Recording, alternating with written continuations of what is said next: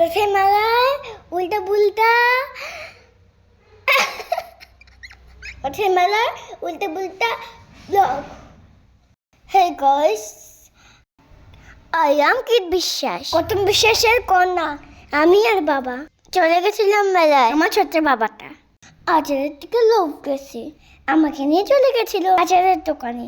দোকানে গিয়ে আমি অবাক হয়ে গেলাম, দেখি কত আইটেমের, কত আচার, এত সব আচার। আমি তো নামই জানি না। আমার ছোট বাবাটা দাঁড়িয়ে ভাবতেছে সব আচার নিয়ে বাড়ি চলে যাই, কিন্তু আমার বাবার এত টাকা নাই। সেই জন্য আমার বাবা ভাবলো কোন আচারটা নিব। আচারগুলো দেখতে খুব সুন্দর ছিল, অনেক ভাবনা চিন্তার করার পর আমার বাবা দুটো আইটেম নিয়েই নিল। একটা ছিল লেবু আর একটা ছিল লঙ্কা। তারপর আঙ্কেলটা দুটো আচার এক জায়গায় প্যাকিং করে দিল।